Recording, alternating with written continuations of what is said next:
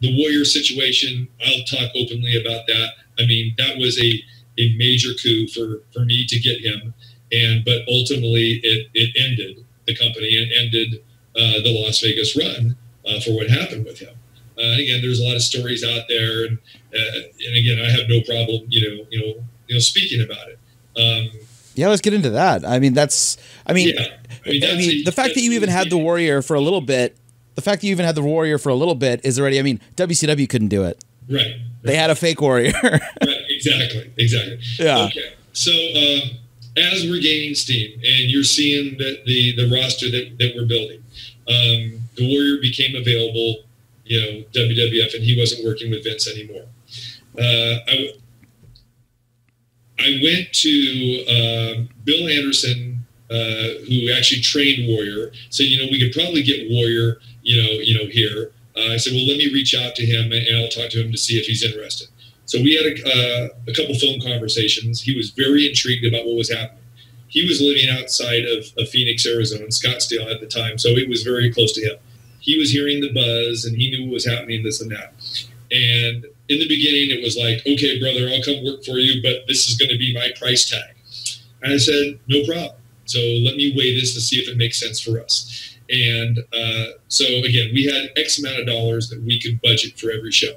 So knowing that he was going to cost more money than anybody else, I said, okay, so maybe we'll scale down, a show, because we know if we bring the Warrior onto this show that, we're going to reap the rewards. We're going to get the benefit here, and, we'll sell out. So I wanted to bring him in and build something with him. So we already had Honky Tonk. So I talked to Honky and I talked to some of the other guys. I said, what do you think of this guy? So they told me some of the stories and this and that. They go, but you know what? If you think that you can work with this guy, work with him, we'll work with him. No problem whatsoever. So we came to an agreement and we brought him down for a show.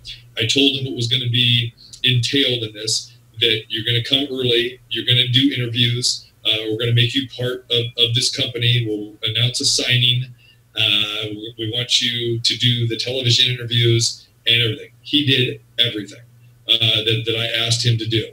So we teased it the month before. So again, we decided if we're going to do this, we're going to do this right. So I remember announcing that, what we did, and I took this page from Vince and Howard Finkel. So before our main event of that month's show, I would always make sure I had at least 4 or 5 matches ready to go for next month, so we can announce that night, the next date, and then drive people to go buy tickets immediately. And that's exactly, we would sell probably 200 or 300 tickets. After that match was over, they would just run to the box office and do that. And so I said, okay, we're going to make this big announcement. So we did an angle with Honky Tonk where he's coming on out, this and that. And Honky says, I've wrestled everybody you put in front of me. I need some competition, this and that, blah, blah, blah, blah, blah. So we did this big old thing. And I said, okay, Honky, you're going to get your chance. And I said, the main event coming on, July 22nd, whatever, blah, blah. It's the Honky Tonk Man and the newest member of the NWC, the Ultimate Warrior. And people just popped. They couldn't believe it. It was crazy.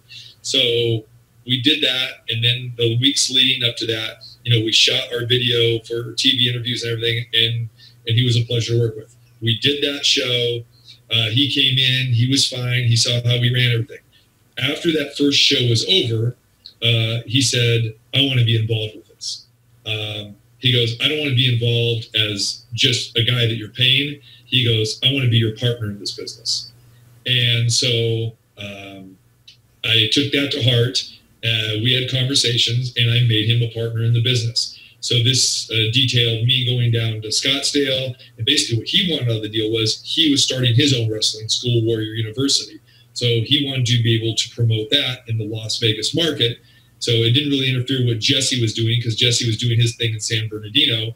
And so, again, so we would run commercials during our television show to promote Warrior University, and it was like kind of a win-win. It got to the point, a lot of people were shocked at this, where now I wasn't even paying Warrior to be on the cards, because he was able to get a percentage of the gate, and he was fine with that. So again, we were working very closely to get that. And again, he was with us, and everything, was fine. There was a point in time that, his business was struggling, back in Arizona. And, at our last show that we ended up doing, we outgrew the Silver Nugget because we were drawing bigger crowds. But the main reason we left the Silver Nugget was the owner who I mentioned, he was now out of the business.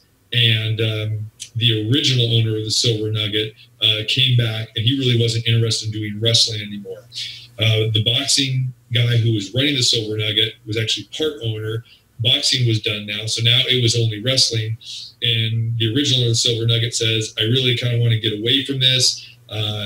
We were bringing in money, but I don't think he was real happy with the crowds that were drawn. And he didn't want to be an event-based, type of thing. He wanted to get back into the gaming aspect, bowling, and other things that they were doing there. So we said, okay, we're going to move this back. Actually started. Our first show was at the Aladdin. And it was an anniversary show that we were doing, and we had, close to 4,000 people, which we couldn't fit in the Silver Nugget, but we had that at the Aladdin. And the Aladdin also was not only doing concerts, but they had done boxing shows as well. So we would have the ring on the stage like they would for boxing. So people were kind of used to that. But after the one show, getting back to what you alluded to, one guy feeling that he's bigger than the promotion, Warrior basically talked his way into getting to the box office and stole the gate receipts from the box office that night at the Aladdin. So the boys weren't getting paid that night. Oh, wow. So they knew exactly what happened. So I had to go back after the show and told them what happened. Again, being the family that we all were, they said, don't worry about it, T. That's the way this guy is. We kind of knew that. Unfortunately, I had to learn the hard way with that. And, basically that was the reason that we quit promoting in Las Vegas. Did you ever come across Warrior again after that situation happened? We had some conversations, lawsuits filed to try to, get that money, back, because he got, and you can do the math. If our average ticket price is around $15 to $18, and we probably maybe had, maybe 500 comps. So you say that, there's probably 3,000 paid. Do the math. You can imagine how much money that he went away with. And in his mind, it was like, we did have conversation after we had a conversation, a day or two after that. And basically, hey brother, I've been funding this. I'm the star. I'm worth that. And I go, yeah, but what about everybody else? What about what you walked into? That's not my concern. I had the right to do that. And in his mind, and, I would spend time with him, whether it was here in Vegas or going down to his home in Scottsdale. And I remember, watching him pop 20 pills a day.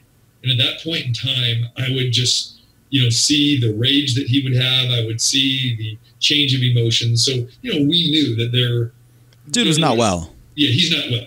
He's not. And it's too bad because we had a really great bond. We did have a great friendship. We did. And, we had a business relationship. And, maybe I could have said no to him about, coming in as a partner. But then again, it's the Ultimate Warrior. And if he could bring money, which he was, he was funding a good portion, that especially after we left the Silver Nugget. And it made a lot of sense. But there was always the voice in the back of my mind and hear from other people, watch him, brother, be careful of him.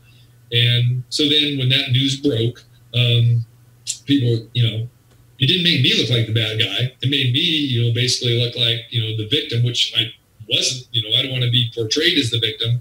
But the truth was that's exactly what happened. And, a lot of the guys, they feel bad because they knew what he did. They knew the type of guy he was from working with him before.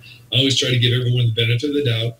So I'll say we had good times and we had some bad times. We had more good times with the Warrior, I did personally, than the bad times. But, ultimately, if that didn't happen, who knows how much longer that could have continued, in Vegas. Maybe it doesn't continue because, we lost our business partner at the venue, which was the perfect venue. But, we still had fans and we had a throng of fans. They were still wanting the product. But at that point in time, it just, we couldn't continue.